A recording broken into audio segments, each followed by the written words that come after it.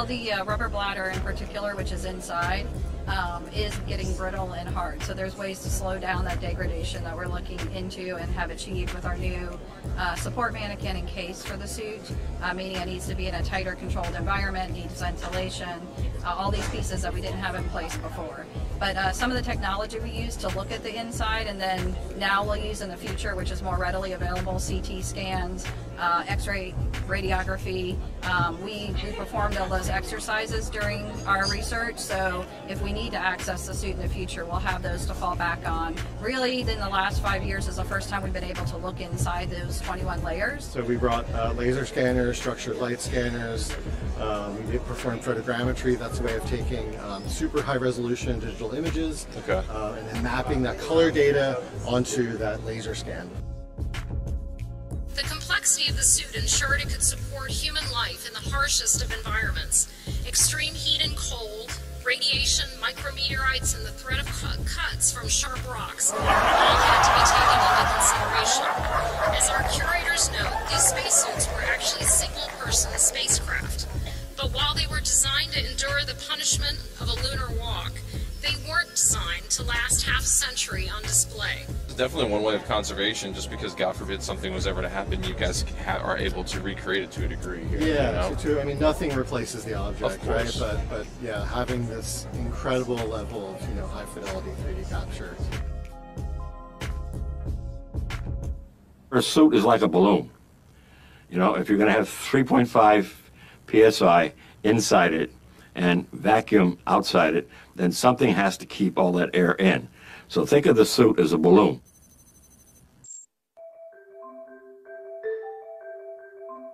The International Latex Corporation was best known for its Playtex bras and girdles. The company was the rank outsider, but it had one big advantage. It didn't know much about space, but it knew more than any of its competitors about making flexible rubber clothes that moved with the human body. The company's prototype was based on a series of flexible rubber joints. The elbows and the joints all flex because of this system right here. It was a convolute. And a convolute is really nothing more than a rubber dip part that has all these little ridges to it. It allows the air to compress on either side and move about so that you weren't fighting against a pressurized cylinder. So where your elbow flexes and your knee flexes and your ankle flexes, this allows that to flex back and forth.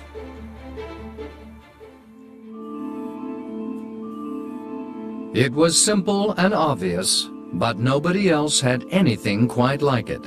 And in April 1962, NASA took a gamble and awarded ILC, as the company became known, the contract to build the Apollo spacesuit. Hamilton Standard was an established engineering facility that had originally pitched for the whole contract. But the wedding between Hamilton and ILC was a marriage between two very different companies and would, in the years to come, cause NASA deep concern. International Latex at that time made brassieres. This was a very interesting relationship because both organizations thought they should be the ones leading the challenge, and it was described by many as a shotgun marriage.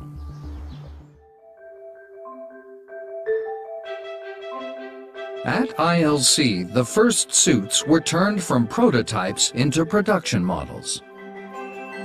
And then an engineer came to me and asked me if I would mind trying something else. And I said no. But I never thought in my wildest dreams that I would be making spacesuits. One of the hazards was sewing pins. Even a single one left in a suit by mistake could cause a fatal accident in space. Eleanor Foraker was expected to keep track of them. She gave each seamstress different colored pins so she could trace who had done what.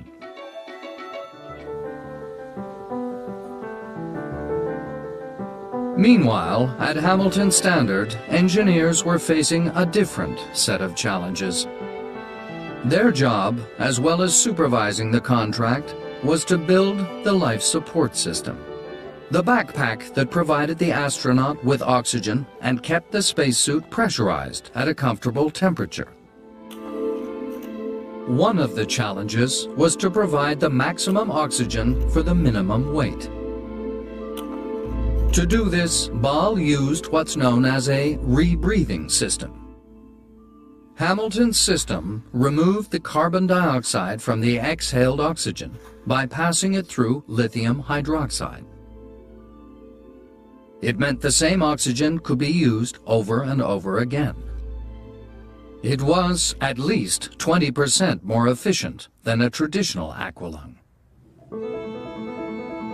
Hamilton, in its capacity as environmental control experts, was also responsible for what was delicately referred to as waste management.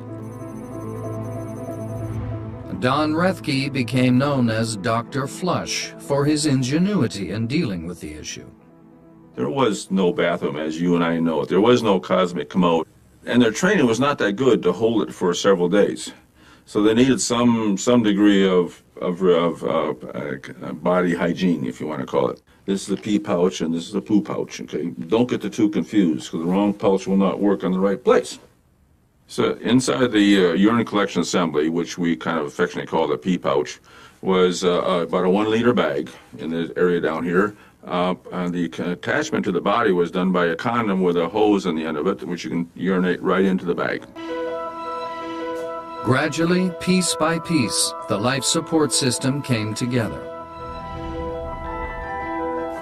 What nobody realized as they started to test the suit was that there was a potentially lethal flaw.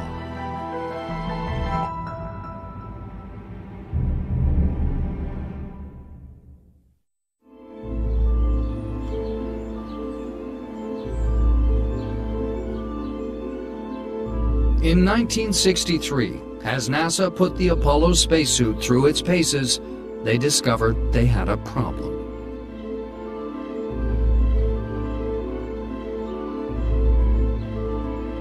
Everybody had assumed that cool air pumped into the suit from the backpack would be sufficient to regulate the temperature. But as astronauts now started to use the suits, they were becoming dangerously overheated. NASA panicked. The whole program is in jeopardy. There was a threat that we would lose our contract if we didn't measure up to NASA's requirements. He was shown designs of a British garment which used water-filled plastic tubes. Jennings set up an experiment to see how well it worked. Harlan Brosey was his test subject. We wrapped his arms and legs in PVC tubing. We then put a sweatsuit across my body.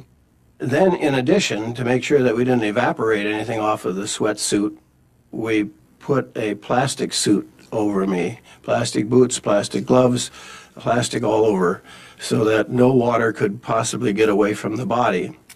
Including my head, I believe, was covered with a plastic bonnet. The idea was to ensure that none of Brosey's body heat could escape. Then the PVC tubes were hooked up to a bucket of iced water. Well, when they turned on the cooling, it was just like jumping into Lake Superior. Man alive, was that cold. And then the treadmill wasn't running yet. I said, turn on the treadmill. Let's get warmed up a little bit. And the treadmill was slanted at different elevations to make him produce the kind of effort he would if he was climbing a steep hill and walking fast, doing a great deal of exercise. The cooling effect was very comfortable. I don't recall cold spots or hot spots. The system worked well, and NASA charged Hamilton with building a water-cooled undergarment. The cool water flowed into the connector and through the tubing to be circulated around the user's body. There were hundreds of feet of fine tubing running over the entire body. Hamilton's system would become the standard method of keeping astronauts cool in space. That was very good.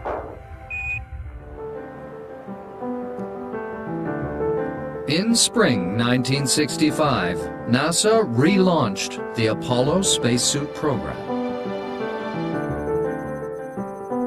For some years, it had been hedging its bets and also investigating so-called hard suits. Many were like medieval suits of armor.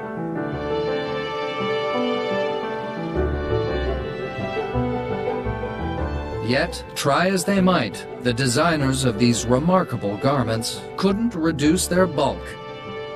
And NASA once more solicited proposals for a soft suit.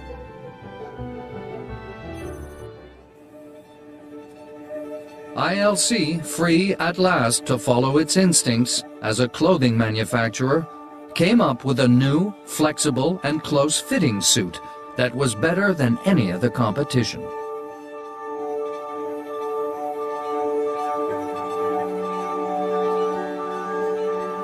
We ended up winning the competition because our suit had great flexibility. It was built the way we wanted to build it. It had great narrow shoulders. You can look at the pictures and see how tapered this suit was compared to the other two suits. The administrative difference was that ILC was now contracted directly to NASA. Hamilton was awarded a separate contract to continue building the life support system. The two companies were equals, and NASA would keep the peace between them. The suit now consisted of 3 separate garments. The water-cooled layer,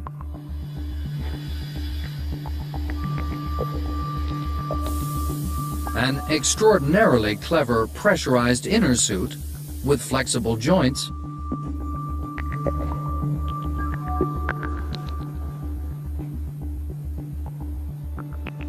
and a white outer garment finished in a toughened nylon fabric that provided protection from the extremes of temperature in space. These can vary from -300 degrees Fahrenheit in the shade to +300 degrees in direct sunlight.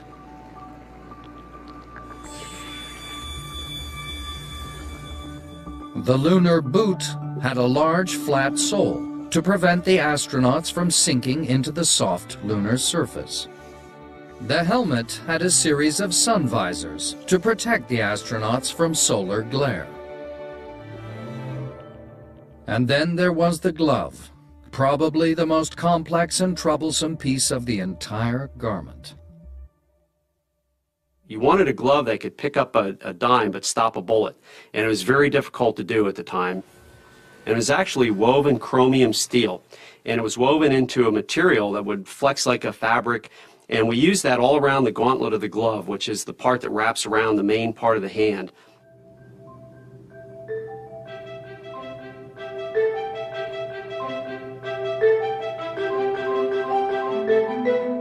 As the suits rolled off the production line, they were exhaustively tested. The company's guinea pig was Tom Sylvester.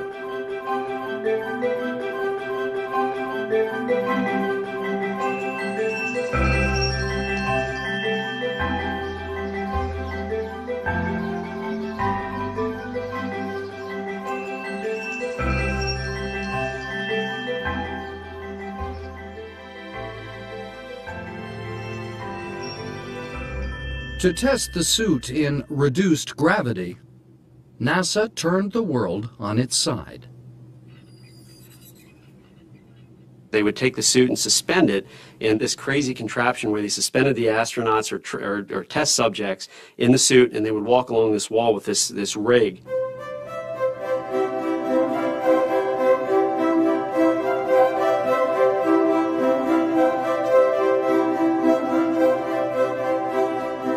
Dave Jennings tried it out.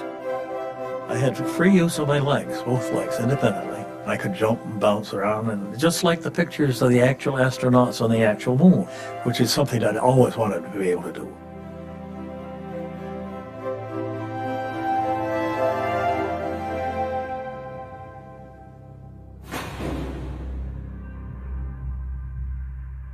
But the ultimate and most dangerous test was a huge, specially constructed vacuum chamber.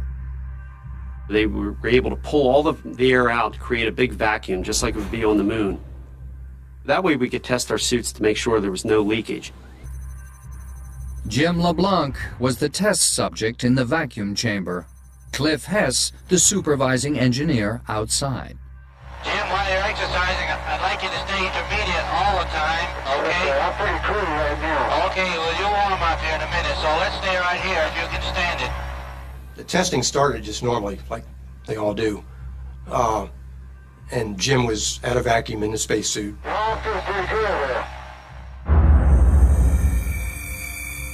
With all the air sucked out, all that protected him was his pressurized suit. Then something happened. I heard over the headset that he was losing suit pressure. The tube pressurizing his suit had become disconnected. He was in serious danger. There really wasn't any feeling. It was just happening so fast, trying to get the chamber back to a safe pressure and Jim to a safe pressure was inside the suit. As I stumbled backwards, I could feel the saliva on my tongue starting to bubble just before I went unconscious. And that's kind of the last thing I remember. Essentially, he had no pressure on the outside of his body, and that's a very unusual case to get, and there's very little in the medical literature as to what happens when you have that. There's a lot of conjecture, that your fluids will boil. Within 25 seconds, a co-worker, sitting in a partially pressurized antechamber and wearing an oxygen mask, was able to dash in. At the normal rate of repressurization, it would have taken 30 minutes to make the chamber safe. Hess repressurized it in just over a minute. That's much, much faster than you would ever come down in an airplane. It would really hurt your ears if you did that. Finally, it was safe to let a doctor in. Miraculously, LeBlanc had already regained consciousness.